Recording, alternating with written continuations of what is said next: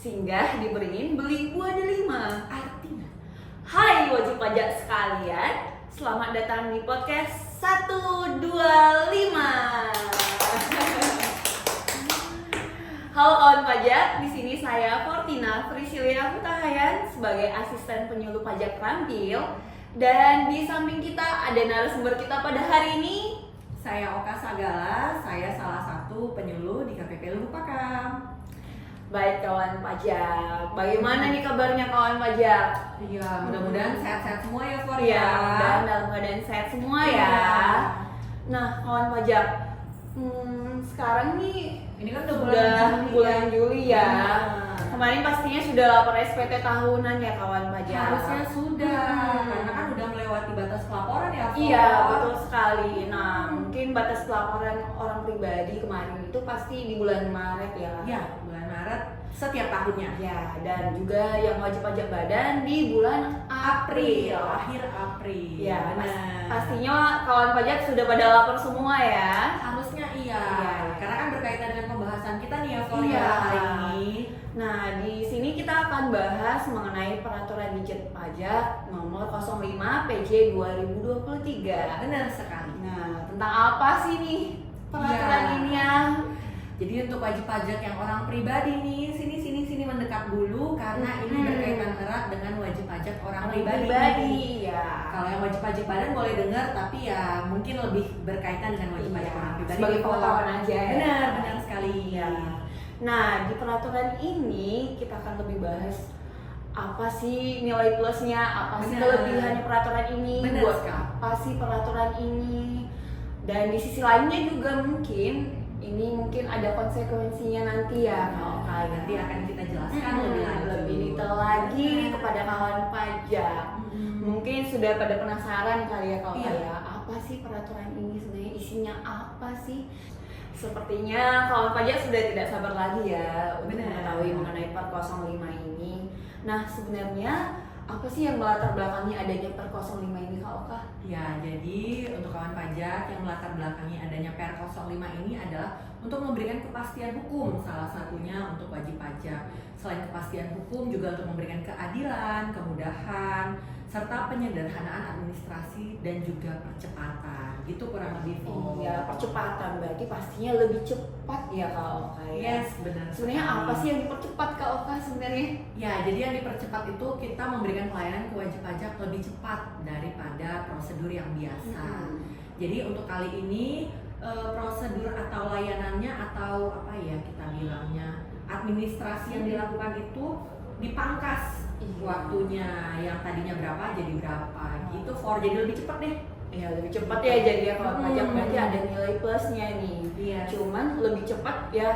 Semua SPT tahunan orang pribadi apakah akan diproses nih Kak Oka atau memang ada syarat tertentu yang bisa mengajukan Per 05 ini gitu? Benar. Jadi kalau untuk teman pajak, kawan pajak yang ingin menikmati fasilitas ini, dia haruslah wajib pajak orang pribadi. Itu yang pertama. Pastinya ya Kak. Benar sekali, wajib pajak orang pribadi dan harus statusnya itu lebih bayar. Lebih Nah, kalau nihil apa yang mau kita Apa yang proses? kita Kan ya, nggak ada. nggak ada yang mau dikembalikan ya kawan pajak. Benar. Jadi dia harus lebih bayar dan lebih bayarnya itu ada nominalnya. Maksimal 100 juta yang boleh mendapatkan fasilitas ini karena kan sudah cepat 15 hari ya. 15 hari. Benar. Jadi kalau kawan pajak yang lebih dari 100 juta ya tidak mendapatkan layanan ini lagi. Gitu. Iya, prosedurnya beda lagi ya kawan Beda pajak. lagi, benar. Kalau, lebih bayarnya di atas 100 Di atas 100 juta. Iya. Nah, Kak Oka sebenarnya kita udah dapat nih nilai plusnya dari Per 05 ini. Benar.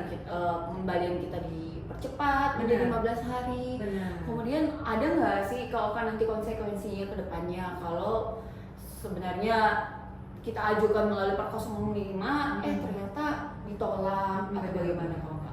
Jadi salah satunya itu adalah kalau ternyata dilakukan post audit pada SPT kawan pajak ini dan pada SPT-nya ini setelah diterbitkan SKPKB itu wajib pajak itu mendapatkan pengurangan sanksi yang lebih tinggi. Gitu dia, For. Jadi untuk kawan pajak itu berhati-hati juga ya, jangan asal isi SPT misalkan, masih banyak nih kita temukan. Saya kurang tahu di KPP lain bagaimana, tetapi di Lubuk Pakam itu masih banyak asal isi. Jadi dia sudah punya bukti potong, tetapi yang diisi dari SPT-nya itu beda sekali sama bukti potongnya. Misalnya nih, dia isinya peredaran bruto, ternyata yang diambilnya dari sini yang mana, beda komponen tuh gitu. Ternyata setelah kita teliti atas SPT LB wajib pajak orang pribadi ini nggak ada lebih bayarnya. Lebih bayarnya itu ternyata karena salah isi, salah hitung. Nah kalau kayak gitu tuh kita tolak kok. Kalau kita tolak pastinya nanti ke seksi pemeriksaan.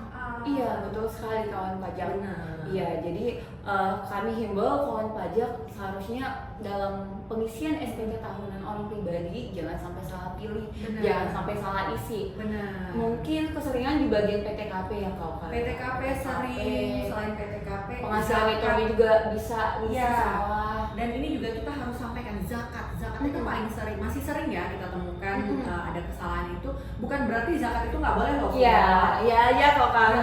Zakat itu boleh loh, tetapi harus dari badan amil zakat yang sudah ditentukan sama pemerintah dan harus ada melampirkan bukti potongnya.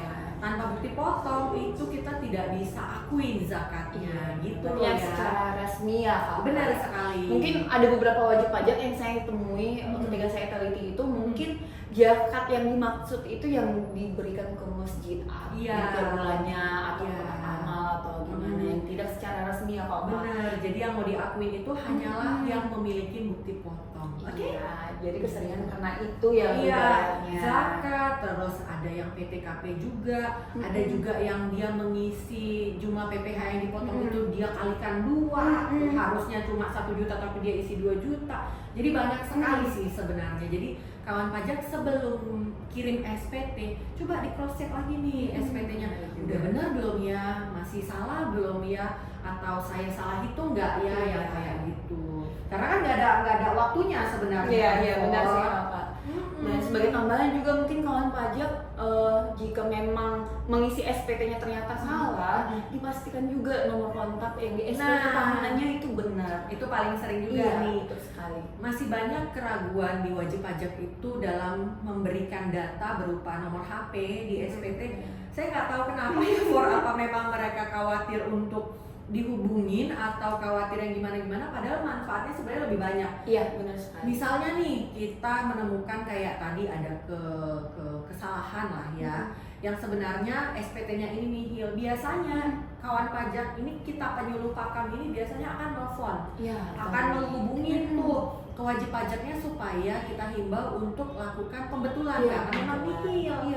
Tetapi kalau memang yang bersangkutan tidak mau, kita biasanya kasih tahu juga, kasih informasi kalau nanti ini ditolak Pak, ini ditolak Bu, ini akan dilakukan pemeriksaan gitu. Jadi kawan pajak jangan sampai berpikir ini kenapa sih main tolak-tolak aja tanpa ada pemberitahuan, padahal kita biasanya sudah berusaha menghubungi, bahkan di phone, mungkin Fortina juga udah pernah ngalamin. Biasanya udah sampai nelfon pemberi kerjanya pun kita telepon loh.